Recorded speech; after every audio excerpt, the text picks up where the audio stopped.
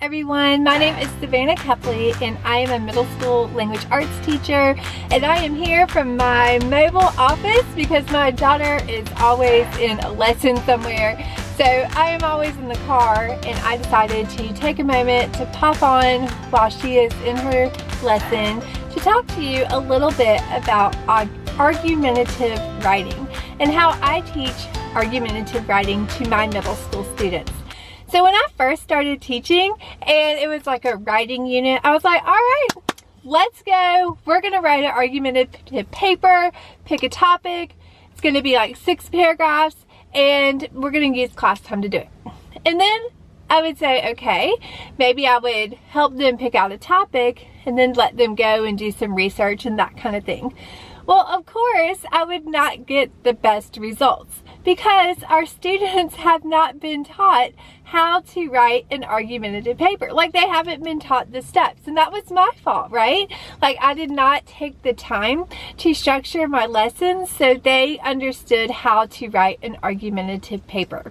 And so from trial and error, I have learned a couple of steps, a couple of things that you can do, that you can use in your classroom that will make your students' writing more meaningful and productive, and you'll have greater, you will have a great product at the end. Not you, your students will have a great product at the end, and you'll feel amazing because you're like, look at all the great teaching I did, right? Right. So let's get started. I'm going to tell you 5 tips to help you with your argumentative writing unit. So let's get started. Okay, so the first thing that I do is I break the big argumentative unit into 7 smaller bite-sized units. And I break it into things that are concepts that I really want my students to focus on, and the concepts that I need them to show mastery in by the end of the unit. And those are, first, our overall, what is argumentative writing? So they kind of have a concept of what we are doing.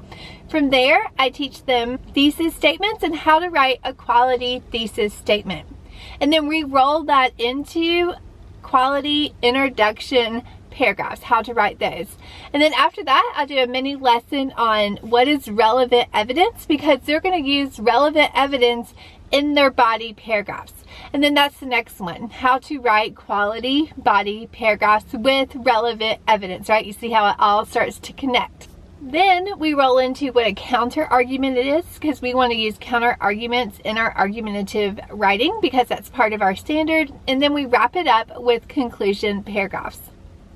So now that we have the 7 big units that we're going to do, or the 7 mini units that we are going to do, what do we do with those units? So first, what I do is I have like a group activity or a game type thing where students can do some hands-on or some movement in order to really grasp the concept. For example, with thesis statements, one of the activities that we do before we even start the mini lessons, it's called Take a Stand. And what I have is I have slides with different statements like agree or disagree. Schools should block gaming sites on school issued computers. So I put that up on the board. I give students like 30 seconds to think about it, and then they move around the room. They'll either go to the agree tables or the disagree tables. So I forgot to tell you, I have on each table agree or disagree sign, so they have to find the sign that matches what they think. Then when they get to the table, they have to come up with 3 reasons why they agree or disagree. They can't just say because, right? Because we want to move into stronger arguments, stronger thesis statements. So they have to give me 3 quality reasons why they agree or disagree. And then when we're done and they share, I put up a new statement and they have to move to a new group of agree or disagree group. I do tell students that they have to sit with at least 2 different people, so because there's more than one agree table, so that way the same group is not always following with each other. So after we do these activities, then I give them the notes for the mini lesson.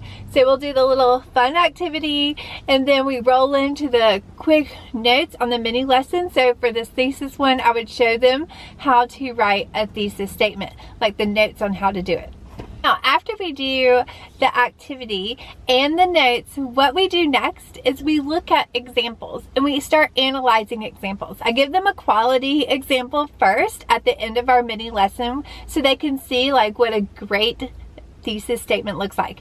And then I give them some mentor text or a worksheet or something that shows other thesis statements, and we talk about what can be improved with this thesis statement. What do we like about this thesis statement? That's hard to say, thesis statement, over and over. So we look at these, and so they can start really focusing in on thesis statements and what makes a good thesis statement, and then what does not look like a good thesis statement, and what can be improved upon. Like, what can we do to make those thesis statements a little bit stronger?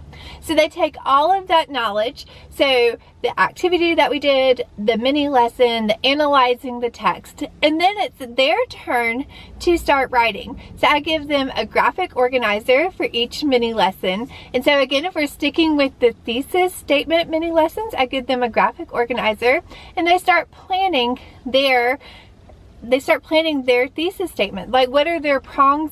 I call them prongs. What are their reasons going to be? What is their claim? That kind of thing. And so we like plan it out on their graphic organizer. After we plan it out, then it's time to start writing. And they take what is on their graphic organizer and just transfer it over into paragraph form. And then we build on it. After thesis statements, we'll do introduction paragraphs. With that one, we do a little activity about writing quality hooks together.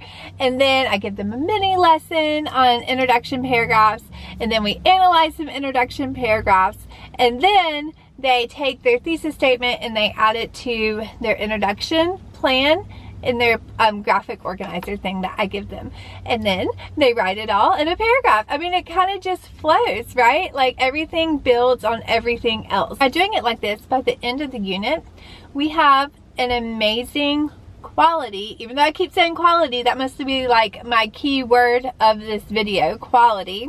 We have an amazing quality 6-paragraph paper that students are proud of because they put the work into it, and they're not just left floundering because you have broken it down into different pieces. After we have done the graphic organizers and then taking that and writing the paragraphs, when everything is done, I do let the students go through revision stations. So I set stations up around the room, and at each station there is an action item that they have to do in order to really look at their paper to make sure they have all of the components. So for example, at station number 1, have to read the paragraph, highlight the hook, underline background information, circle the thesis statement, and then complete the checklist. So they have a checklist of things that they have to look for. Now again, they could do this for their own paper one time, and then maybe even switch papers and do it with a friend's paper or a peer paper, a peer edit, if you will. I like doing this because sometimes we write, even me, we write, even you probably, and we forget some things, or we write a paragraph that kind of goes off topic. So going through these stations, these revision stations, help finalize your paper and just clean it up a little bit. And then students can have a workshop time where they take those revisions, make a final copy, and then turn it in to you. And that is it. That is how you can break down your argumentative writing unit. Now, if you would like some resources to help you with this, I do have the whole entire unit available on Teachers Pay Teachers. It has all of the 7 mini lessons with the activities and the example paragraphs and the graphic organizers and the revision stations. All that good stuff is available on Teachers Pay Teachers. It's also on my ELA Unlimited website.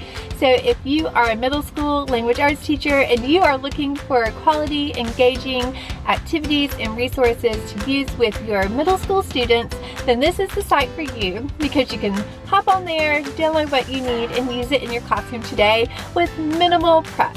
So that link is in the description below. And until next time, happy teaching. Bye.